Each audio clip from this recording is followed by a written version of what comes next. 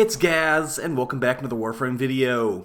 So, we've got 6 different Wisp builds for you today, and also 6 different fashion frames. So I'll be showing off some fashion frames and some builds, and I've also got a power, strength, invigoration. But most of the builds that I'm showing today will not need this invigoration to actually function the way that I'm intending them to. So, we'll be going over those. Did do a bunch of this testing on the live stream channel, so if you want to check out the live stream channel, go ahead and, check out the link. It'll be in the description.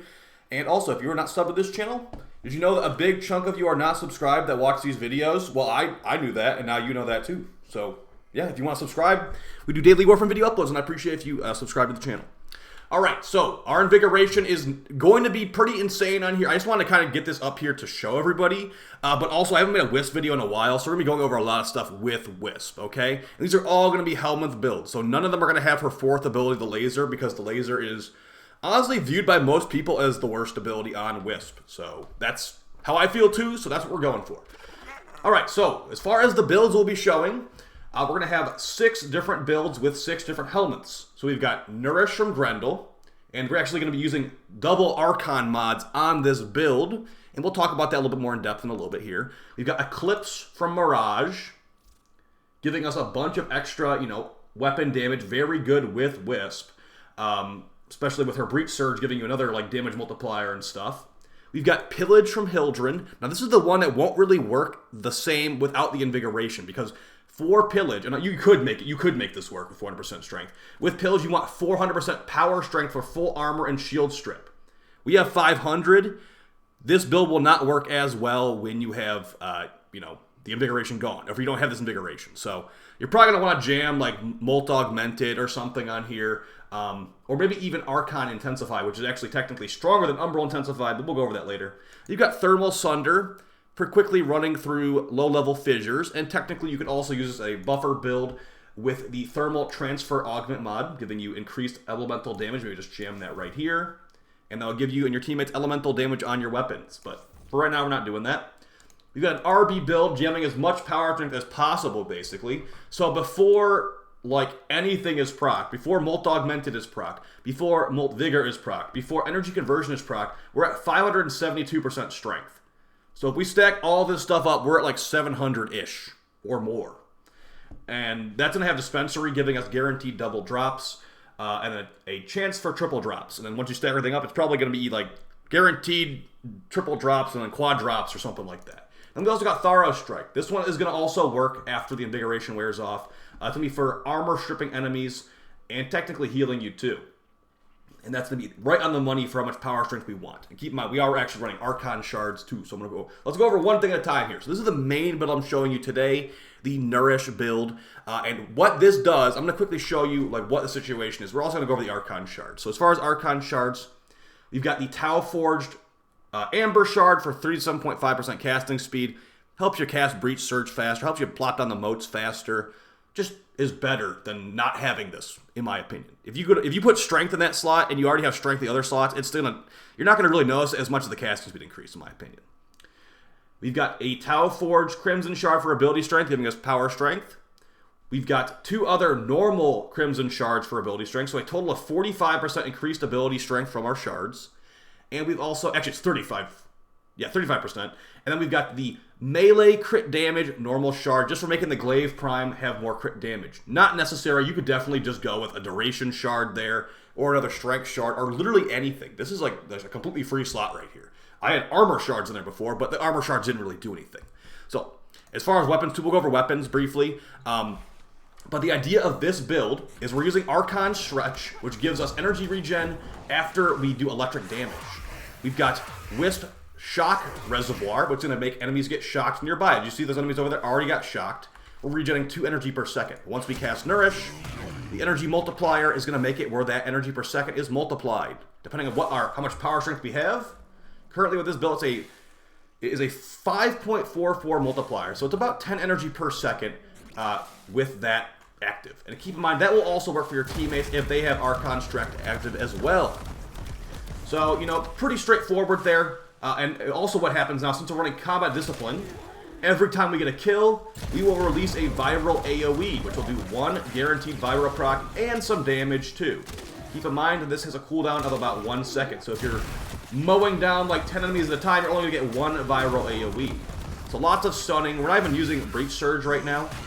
For some reason, Breach Surge makes, or for some reason, Nourish makes Breach Surge do viral damage sometimes, not all the time. So very straightforward. I'm just pretty much just pushing one button, and they're dead.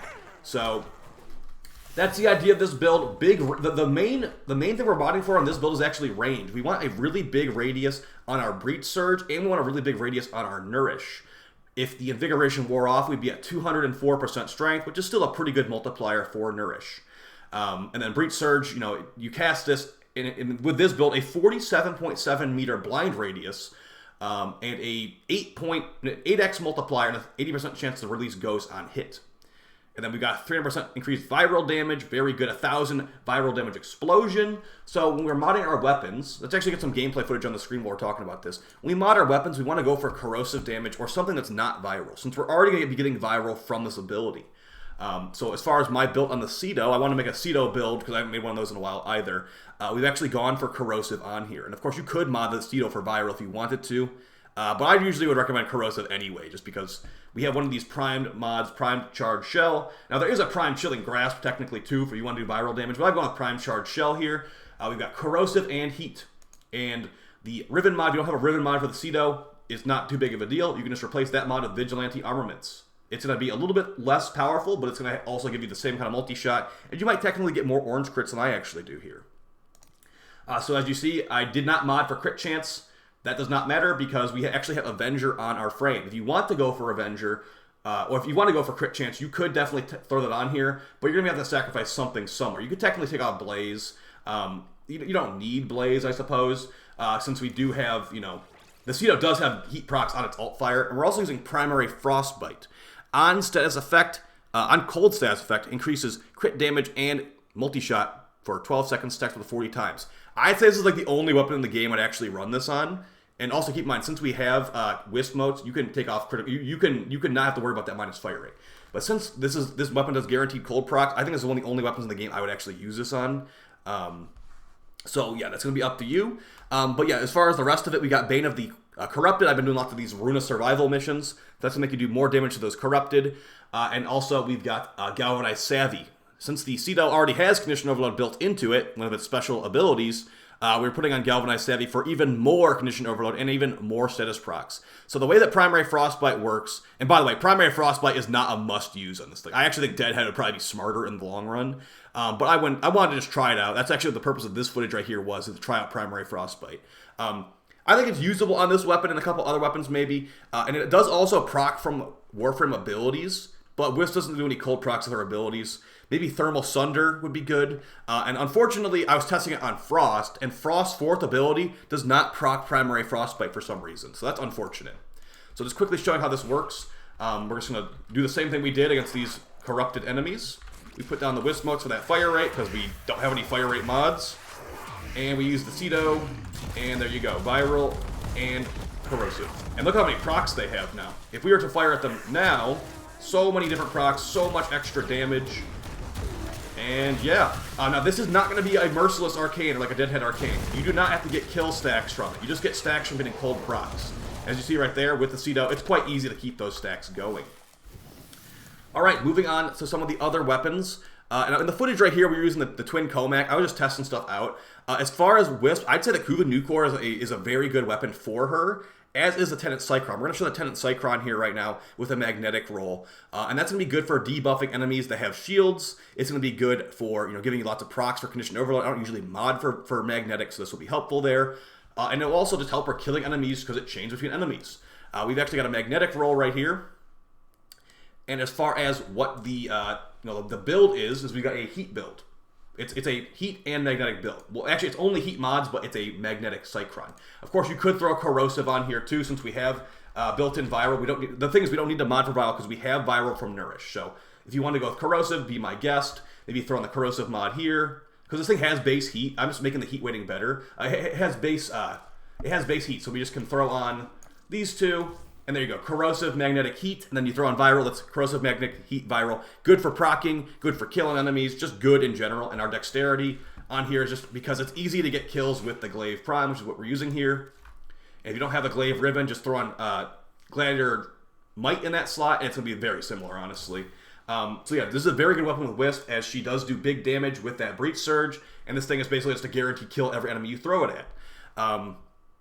So yeah, pretty good builds there. Let's start going over the fashion frame. And yeah, this is basically the builds I'm using with Wisp recently. So we've actually got 6 different fashion frames for each different build. So bear with me here, okay? This is the Nourish fashion frame. It's going to be, you know, very green and toxin-like, just like Nourish. I've had this fashion frame for a while, but I've actually updated it a little bit with new ephemera. And yeah, as far as the colors, here they are. And the attachments are as right here. I am actually using the Kuva like whale bundle armor because I might as well use it since I don't use it on anything else. The Karmata Sayandana comes from Ash Deluxe bundle, one of the Ash Deluxe bundles. And moving on, this is the Eclipse fashion frame. Now this one I didn't actually do too much work on. I think this one actually was sent to me by a viewer on the stream. So we've got mostly black and pink, honestly, and this is a gray beige kind of thing from the Oricon palette. We've got no attachments, actually, surprisingly. We've got the Garuda Prime ephemera. You cannot get this anymore, by the way, until they unvault it.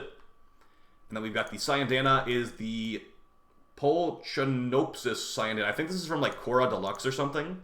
Yeah, Korra Deluxe. This is for Eclipse. And then I don't remember what this one is supposed to be. I want to say this one is for Pillage. And this one is actually very versatile. If you have the Wisp Coven skin, this actually will look good with the Wisp Coven skin or with the Wisp Psycho-Rack skin that I just had. But I don't use the Wisp Psycho-Rack skin enough, so I decided to go for the Psycho-Rack's look on here. So pretty cool. Mostly purples. These purples are from... It's actually a blue. That looks like a purple to me. That blue is from the Ice palette, and then these purples are from the Hollow's Eve palette, which is actually a very good palette for purples. There's good purples down here, and apparently good purples up there, too. The attachments are the Vitala ankle plates and the Seraphire ephemera with the Garuda Deluxe Bug Wings ephemera. Desicata. Moving on, this is the main Wisp look I use, and I'm trying to remember which build this is actually tied to. But I just use it on anything, pretty much. It's red and black Wisp, and the red is from the Valentine's palette, and the gray is from the Smoke palette. The attachments are just the Soaker Fish ephemera, which you cannot get anymore unless they bring it back. And the Sayandana is Tenogen Arcturus Sayandana, which is, like I said, Tenogen by Frelling Hazmat, which I don't think they've made very much stuff recently. Moving on, this is the main Wisp fashion I've been using recently. This is actually... So, funny story. It was supposed to be Raven from Teen Titans. And actually, it was Raven from Teen Titans for a while.